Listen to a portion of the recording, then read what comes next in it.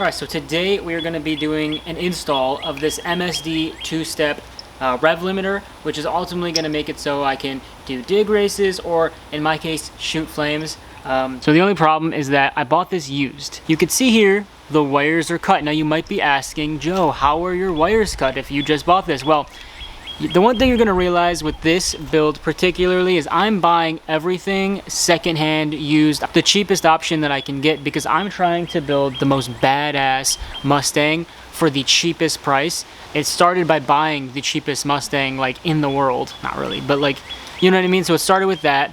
I bought the cheapest long tube headers, the cheapest off-road X-pipe that I could find.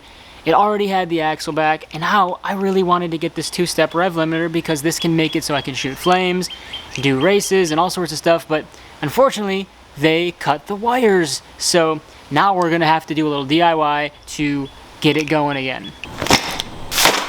I'm not even gonna price some of this into the budget because I actually had some of this already. When I bought my truck, I needed to do some wiring on the front grill that I put on there. It's the Raptor grill, which I never actually got around to because I'm a busy guy with businesses and all sorts of stuff. So I just didn't have time to get around to it, and it never bothered me that the lights didn't work. But ultimately, about a year ago, I purchased these solder seal connectors and some splice connectors and some wire. Now, I've never actually done anything involving wire before, so we're gonna kind of learn together. I have an idea in my mind. In order to make the two-step work, this black wire, if you're on a 99 to 04, this black wire is supposed to be the ground, right? And if you're on a 99 to 04, you're gonna want to have this solid blue wire. And this one that is two-toned, you're not worrying about when it comes to the 99 to 04 Mustang. But this is the one you are worrying about. So ultimately, we're going to be messing with these two wires. Now, this is going to be really good for you if you are in a predicament like this as well.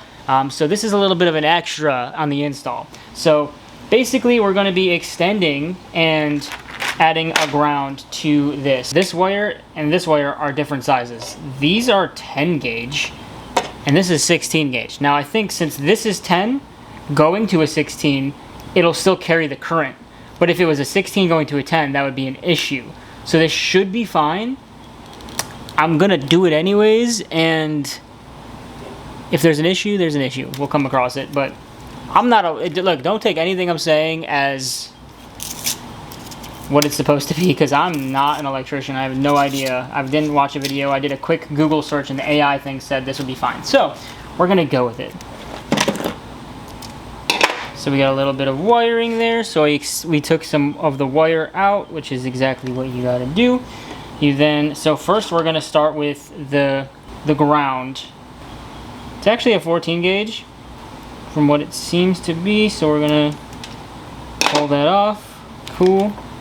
Now we're gonna grab a solder seal connector. It's gonna be hard to see here, but we're gonna put this end in on one side, put this end in on the other, and we're gonna have them kind of intertwine.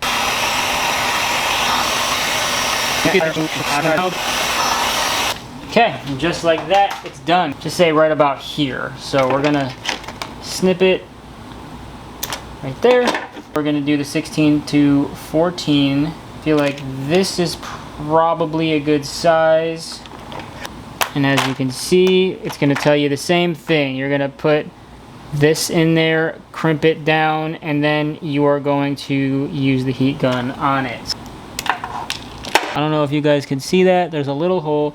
So we're actually gonna twist these a little bit just so we could fit it in.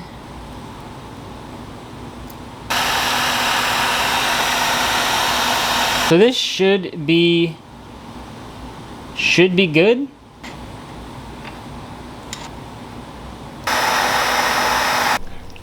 Okay, so this is how it all turned out. Got the wires, got the ground right here, got it all connected there, same right there, and then we have the actual piece that goes into it, to the car right here. We'll see if this all works. Wish me luck. You're always going to take the negative off of the battery first because we're messing with electrical stuff. So welcome to this dirty engine bay, which I will be doing a video on a full detail of this engine bay. But for now, Probably should have cleaned it first before I added these, but I just couldn't wait. So anyways, you have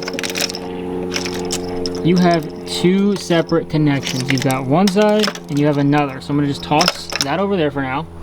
And now you've got these. Seems like a lot, but basically what you're gonna do is you're gonna be unplugging from your coils. So you have 4 on each side. Unplugging this one, this one, this one, and this one.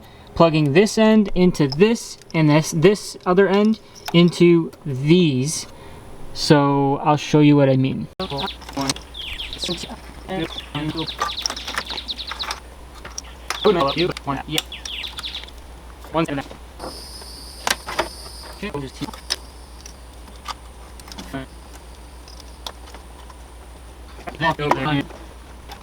Next step is going to be to ground this out. So yours is obviously going to have a black ground, but I had to change that. So I'm going to just do it to this bolt right here. I'm going to undo that bolt, put this through, and it should be fine. So we're going to make that happen right now.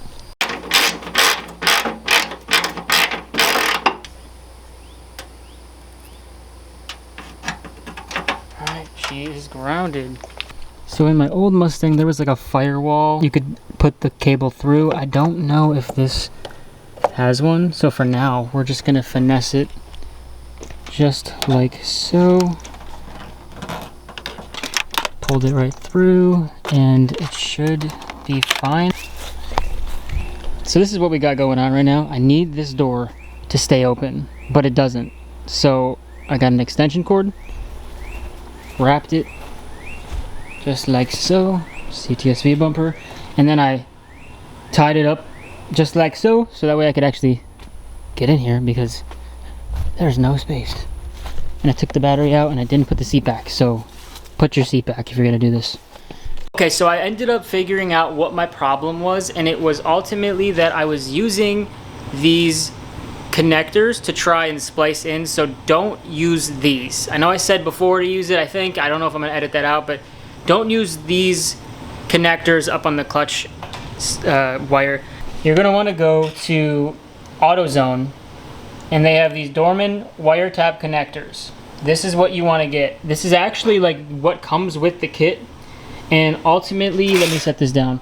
Ultimately, the way it works is you're gonna go up to the wire, you're gonna put the wire in between this, and then you're gonna plug this in and turn. So see how it's got a little point on it?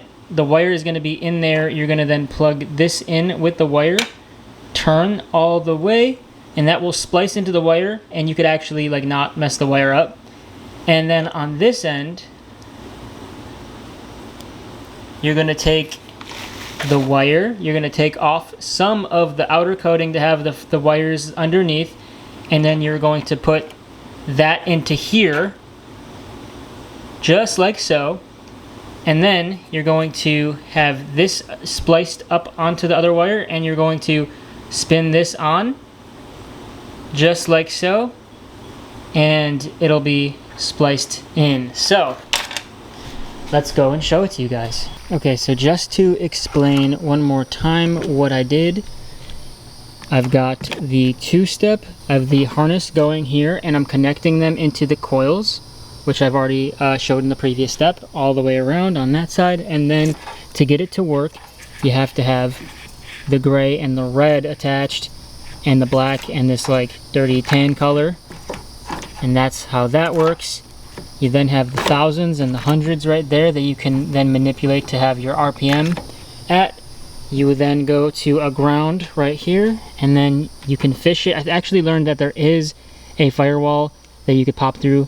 I just didn't do that, but ultimately you're going to fish this through and then tap it into that blue and red wire.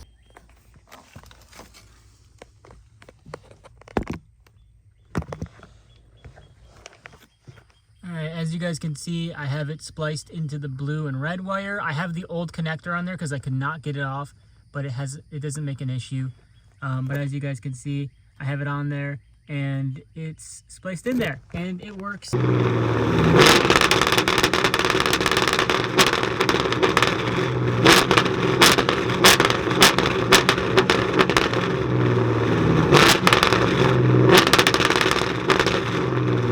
Anyways, thank you guys so much for watching the video. Don't forget to hit that like button below and to subscribe for more videos when it comes to the new Edge or just cars in general. We're going to be doing so many cool big things. I got a lot of big stuff planned, and I've already been thinking about more cars.